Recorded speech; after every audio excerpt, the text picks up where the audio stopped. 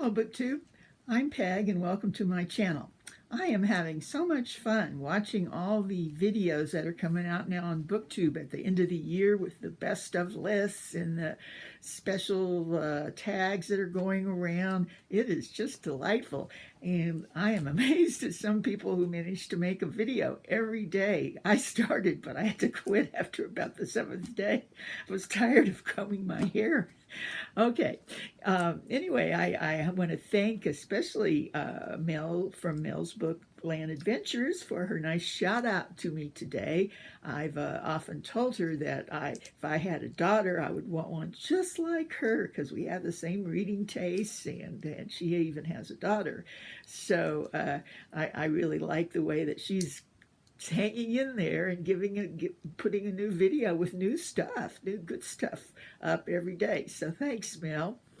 I'm thinking seriously about changing the title of my channel to Peg's Peg the Book Prize Addict. As many of you know, I love book prizes. There isn't a one that I don't like.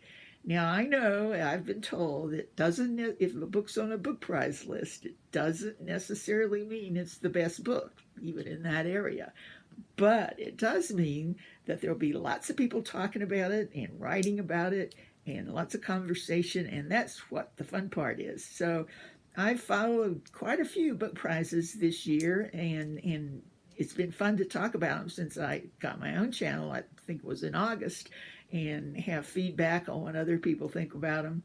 So I'm definitely going to continue that, and there seems to be more and more book prizes all the time. So I'm quite a sucker for that. I really do need to change the name of my channel because that's about all I read now.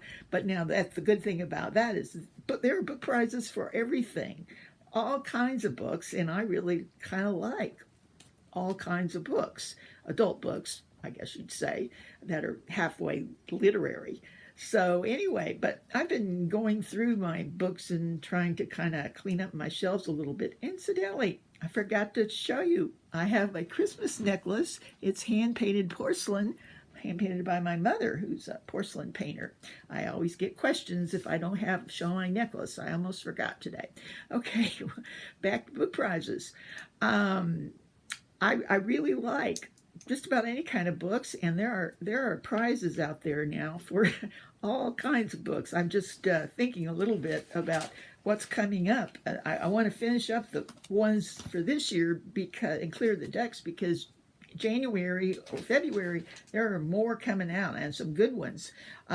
We have what's called the Man Booker International, part of the Man Booker series of prizes, but this is for translated works. And there's already several forum discussions on Goodreads with suggestions and people talking about what they think should be on it.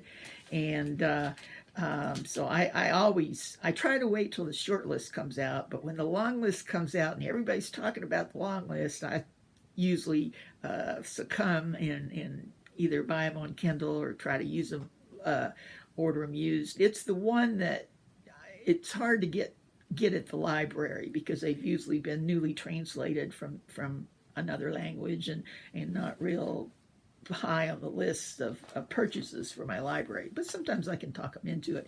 Okay, so it's coming out, and that'll be a lot of fun. I'll be talking about that. There's also one from London called the Kitschies Award, and that was not held last year.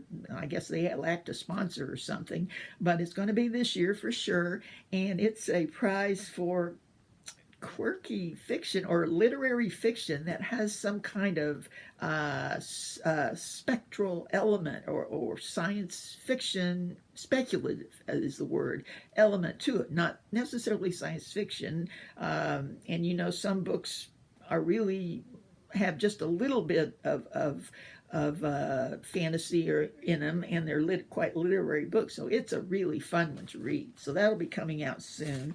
And another one that's coming out is it's the best historical fiction. I'm trying to think, is that Walter Scott? I think that's Walter Scott, and it's coming out. And there's several booktubers that I watch that read through the best historical novel list, so that will be really interesting to talk about. And so I got to get talked about these ones that are left over from last year. So I just have a few here I wanted to kind of show you and talk about before I move them into the perhaps unhaul pile. Not sure yet. But anyway, the first one I want to talk about is called Crusoe. It's translated from German, and it won the main German book prize a few years ago, but was just translated this year into English. And I had read something about it somewhere, so I picked it up. Actually, I just finished it last night and wrote a review on Goodreads. Now, the funny thing was, I looked on Goodreads and there was going to be 49 reviews of it. Well, I looked and 48 of them were in German. And there was only one in English. So it was really well done and helped me out a lot because this is kind of a challenging book.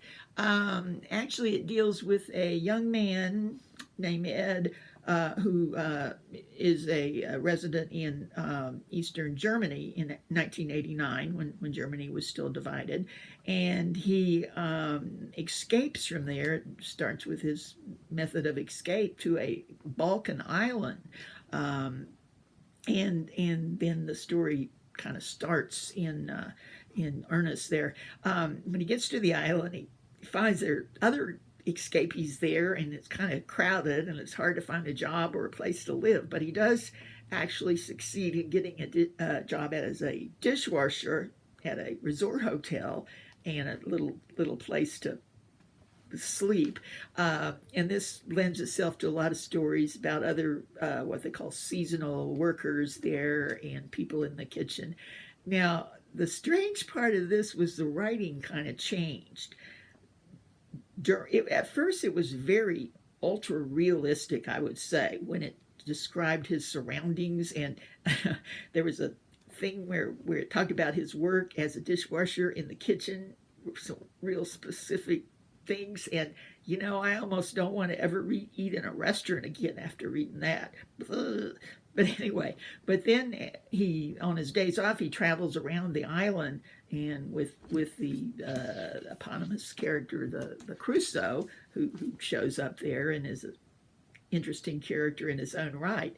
And during that part, it becomes kind of mystical sounding and changes its tone. So I would love for somebody to talk about this one about it. It was really challenging and one I certainly won't forget. I hope to find out if you know of any other German prize winners that have been translated. Do let me know. Okay, the next one I have is an Australian book called An Isolated Incident by Emily McGuire. Now, I picked this up because it was on the Best Australian Mystery list, the Ned Kelly Prize. And I read it because of that, but I noticed right here on the front that it was on two other Australian prize lists. It was on the Stella shortlist. Now, the Stella is an Australian Women's Prize, Best Women's Literature, which I hope to read this year. And it was also on the Miles Franklin Literary Award. It was a finalist on that. Now, that is one of the two big Australian Best Book Prizes. And I actually have an Australian book prize that I was going to talk about. I have a pile of books from that. Anyway, but we'll get back to this. So in addition to being a mystery, there was a murder in this. It's quite literary fiction, as seen by these other prizes it was in, and I could see that. As I said, there was a murder, but it was more centered on the people around it and how it affected them and the location, and it was just really well done, and it wasn't at all just a simple mystery. So that was quite good. Okay, this next one has quite a story. I've read this book quite a while back, the children's book by A.S. Byatt, who won her Booker Award for Possession. And I had read this some time ago and decided, well, I really didn't need to keep it. And I had taken it to the part of my library where people donate books and then resell them. And I took it a couple of weeks ago. And just the other day, Steve Donahue announced his favorite novels. It was part of the tag where they do something different every day. And he talked about his favorite novels, and he couldn't narrow it down to one, but this was one of the two or three from, I guess it was before 2000. I can't quite remember where. But anyway, that was one of his favorites. So I thought, oh, I need to read it again. And I looked and it was gone. So today I've been up to the library. Luckily, the secondhand store part of it was open and they still have this. Now, I didn't want to embarrass myself to be buying back the book I had just donated for $1. So I was able to make myself buy several others too. So that has a fun story, and I do plan to read it again. Okay, this next one won quite a few awards, and I may not have them all listed, so if you know of any others, do let me know. It's called Golden Hill by Francis Spuford. Anyway, this got a lot of acclaim. It was written during about a time in the 18th century when a young man with a fast tongue comes to New York from London and makes his way, and it's just funny and quirky and great. Now, I noticed today that it's on the Desmond Elliott. It was on their prize list. Actually, it won there. Now, that is for Best First Novel. It's an English prize. And this was a first novel. He had written other things, but not a novel. Now, I do know this was also on the historical novel list. And I'm not sure if it won, but I know it was probably at least on the finalists. So if anybody knows anything about that, please tell me. So anyway, I'm going to be back as much as possible to clear off my deck of all these piles of books that have been prize award winners and at least talk about them, whether I've read them or not. So thanks for listening, and I'm really enjoying all your best of year too. Okay, bye.